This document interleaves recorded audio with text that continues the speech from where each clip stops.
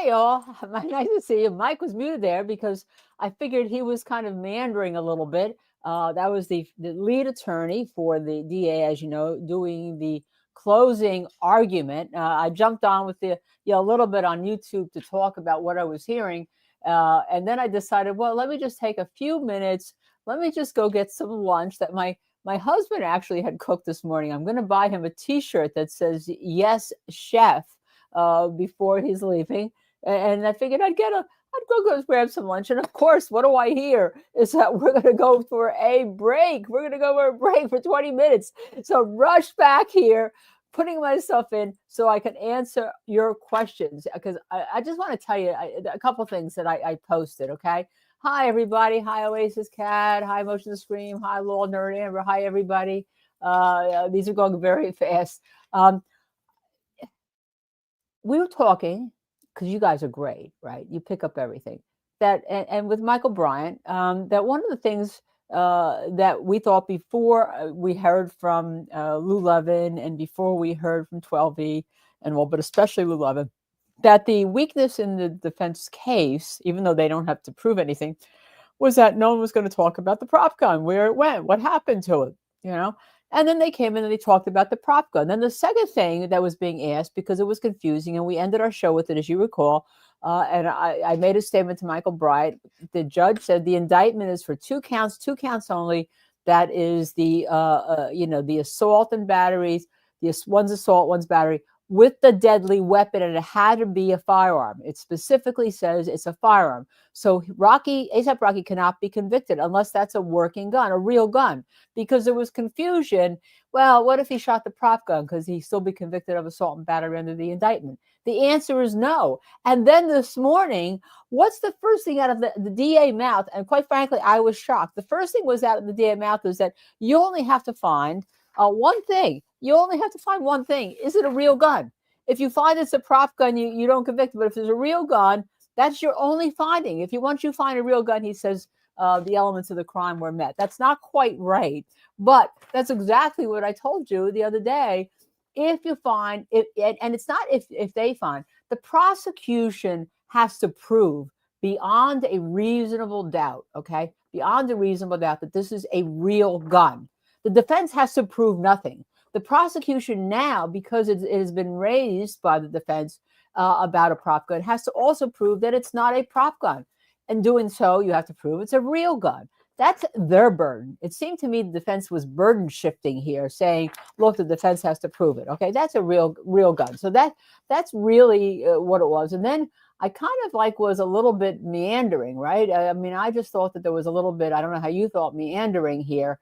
You either prove your case or not. Instead, what the prosecutor said, well, if you had to tell your story like Relli had to tell his story 9 times, there's going to be inconsistencies. So what do you, I mean, I'm batting my head. What are you doing? What you're doing, you're actually going, and I'm going to answer your questions. I know we have a lot of starred questions here, but you're actually saying, and you're trying to answer what you think the defense is going to bring up. That's not how you try a case. You never try to answer what as a prosecutor, because I was a prosecutor and a very good one. I had a lot of convictions for people that were guilty, and when they weren't guilty, I dismissed the case. That's how I felt about prosecuting. You don't go to your weaknesses. I mean, you're just showing you're weak by doing that. Anyhow, that's what getting that off my back. So let's go to some of the questions here.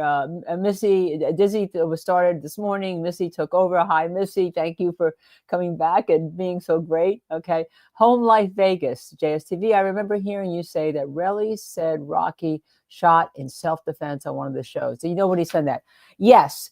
It's on the tape, one of the tapes that he spoke to Wally. He says he pulled out the gun and in self-defense. Okay, so once you pull out the gun and you shoot, that's self-defense. He actually uses the word self-defense. Now, we don't have a copy of the jury charges, but the judge yesterday, because he ordered that the camera be off when he charged the jury, the first thing he said to them before the camera went off is, I'm going to talk to you about self-defense. Let me tell you why. And then the camera went off. All right. So Relli in the tape statement, and he didn't know he was being taped at that time. It's one of the ones where he's also asking for, in my opinion, a shakedown. Okay, says that. So I assume that the defense, you're going to hear that. All right. I wasn't sure they were going to go there, but once a judge is going to charge that, they have to go there. And quite frankly, it's a built-in defense, right? If Rocky shoots in self-defense, even whether it's a prop gun or not, because again, we were concerned, all of you were concerned, well, if he shot a prop gun, could he still be convicted? And now we know the answer is no. So I'm sure that you will hear Mr. Tacopina.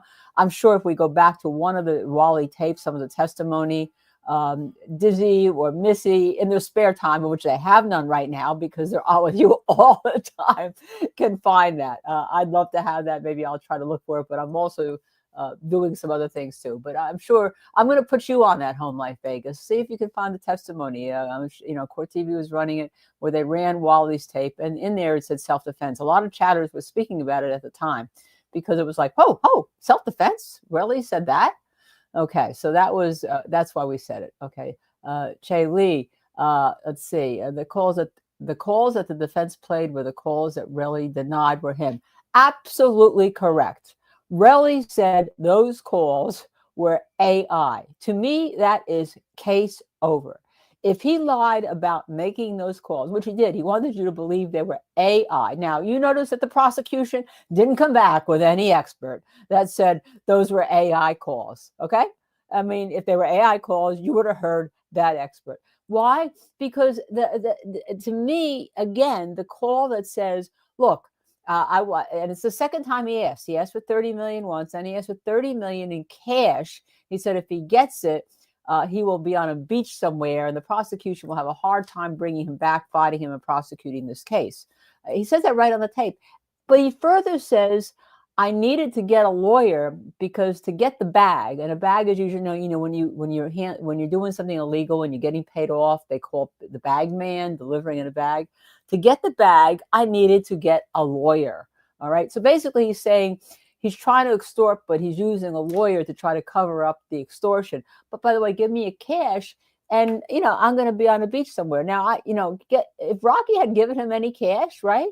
I mean, Rocky would be indicted for tampering with a witness, obstruction of justice, and all. So yes, he denied that was him. And again, I say as soon as that denial was made, that those were AI calls, to me, that's case over.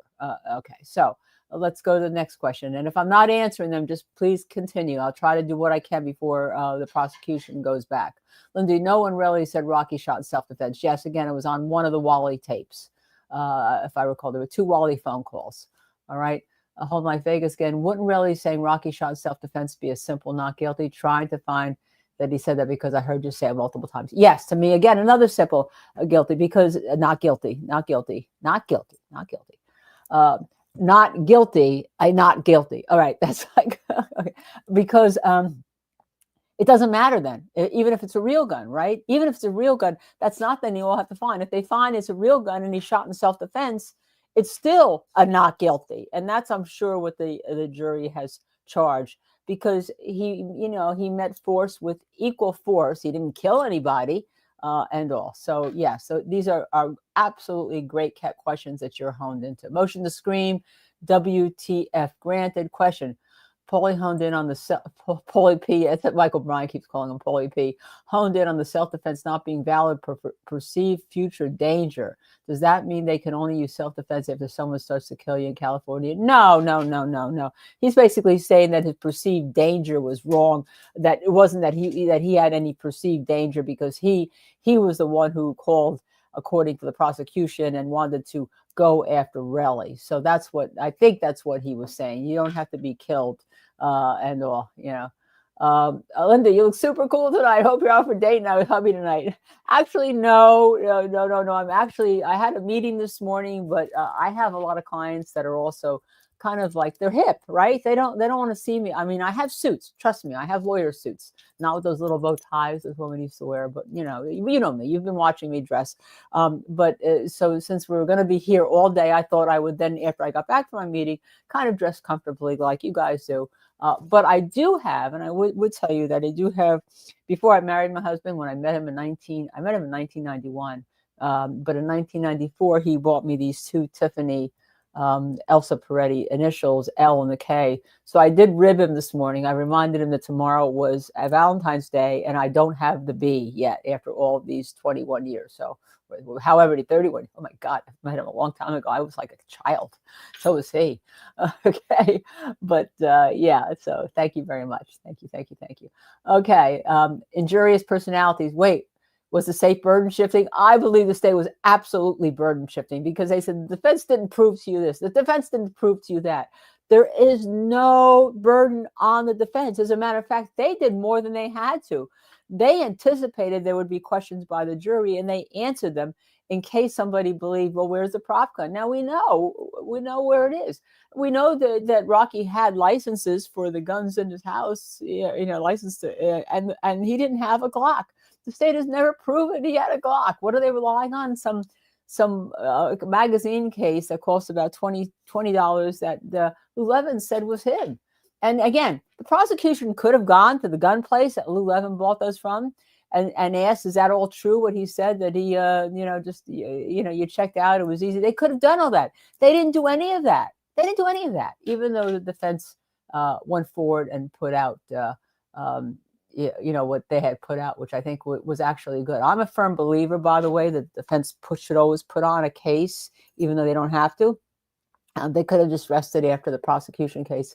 But I think that when you put on a case as a defense attorney, which I always do, or recommend to my teams, or recommend when I'm hired as a consultant to do, it gives the jury more to speak about, because you want those jurors that are for you having pieces of what you've put forward to argue for you in that jury room. Okay. Brooklyn. Hi, Brooklyn. I know the mug. You got the mug, and it's the green one, right? Okay. So that's good. Again, here's our mug back. It's behind me. I'll get it after. Was the complete audio call played before in cross? It was played. Yes, it was played in cross. I don't think it was played in the prosecution case. It was played in the cross case. While it was played in the defense case, my recollection is. But that doesn't mean that the prosecution doesn't know about it, didn't hear it. Was the prosecution informed that this was a shakedown before they indicted? My belief is that they were.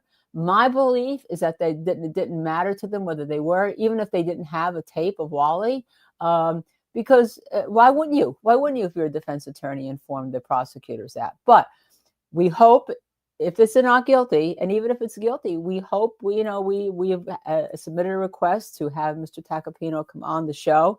Now, we're small, but we're mighty, as you know. So hopefully he will come on the show and he will answer.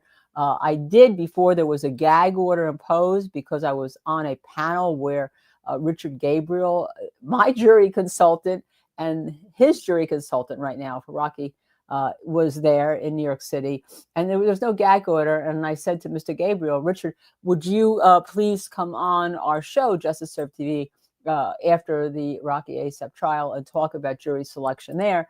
And he gave me a commitment, then he would. So I know we at least have that coming for you at some point after this verdict. So, and Richard is a great, I use him in all my cases ever since the Phil Spector trial. He's just a great, it's not just a jury consultant, he's a trial consultant. He stays with you the whole time for the trial. And it's very, very important, because sometimes the jury is spent, and you need to know that, and jury consultants can kind of figure that out. Okay. How is it ethical to continue the case after Relli's testimony? Okay, so I'm going to give you my opinion on it. It wasn't. It was not. And as you know, we double sourced reporting that the judge 2 times during Relli's testimony expressed to the prosecutor, the first time actually using the word ethics, that could they consider, were they considering going forward, or what were the ethical duties going forward? And then during the cross-examination, because it was so brutal, again expressed to the prosecutors whether or not they should go forward on this case and consider whether they were. And the prosecutors apparently decided it was ethical to continue. And I'd be wondering whether or not they had an ethics counsel review it for them. I would bet you not. I bet you that Mr. Lewin made that decision. And I don't know whether he made it with Mr. Hochman, the new prosecutor, but I bet you they didn't have an ethics counsel at that point in the trial to determine it. I think it was not. Quite frankly, I think once they got the Wally tape, If this were in New Jersey and we were trying this case in New Jersey, the prosecutor's office that I would in would have to send Relli's case about whether or not he tried to extort or blackmail, whatever you want to call it, money from A$AP Rocky to the Attorney General's office while we continued this case, and then let the Attorney General's office make a decision separately on whether or not Relli should be prosecuted for that. And then you have to come to some agreement whether you can continue or you hold your case in abeyance. I don't believe that was done here. I don't see any indication that the Attorney General of the state of California was informed about this. And the question I had, and we posted on Justice Served TV, and it wasn't just me, it was our streaming partner, Michael Bryant, and I, who we own this channel, to the prosecutors yesterday. Did they have ethics counsel review this case at any time? If they did, open up your transparency, open up your files, show us. We were still waiting for comments about whether or not if the judge has or the judge inquired, as we double sourced, because we did inquire of, we sent an email to both the prosecutor, the DA's office, and to Tacopina's office. We got no response because of the gag order, but we said to the prosecutor over and over again here, hey, undo your gag. You are the ones who asked for the gag order. Undo it so we can find out what is going on. So we did do that.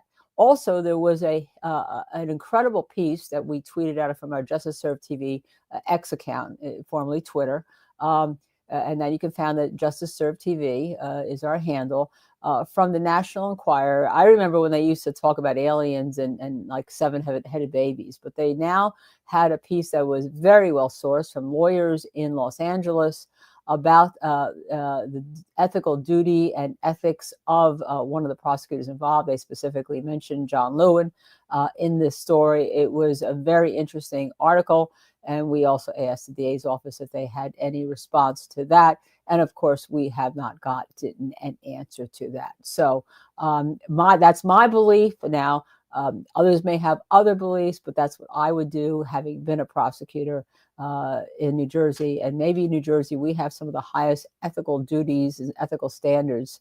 So even though I'm admitted in New York and in Washington, D.C., I still have to comply with New Jersey rules of professional conduct.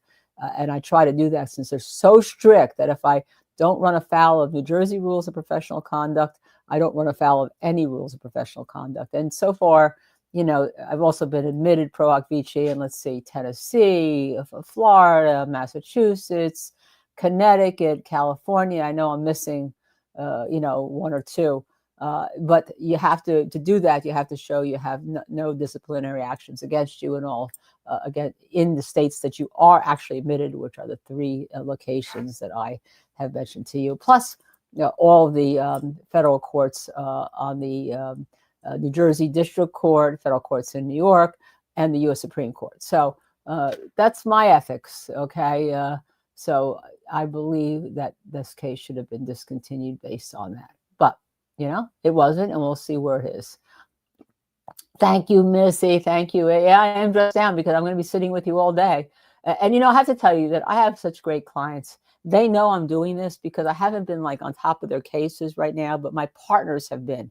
And I have such great partners. I'm up counsel to a small firm in New Jersey, Krenkel and Krenkel. And they, even though last week I took the day off to do that 11-hour mediation, they've been bearing the brunt of my cases and the clients, and of course my assistant Patricia Hulbert and all, as I sit with you guys, because this is really an important case, isn't it? It really, really is important. And I really thank you for joining us to listen to what we have to say. Oh, Brooklyn says, Tiffany, I'm going to star this. Tiffany Blue Block's coming tomorrow. I don't know. Let's see. We'll see. But I did drop that hint. Okay. Linda, have you heard anything from your sources about a directed verdict discussion? I have not, and I have tried.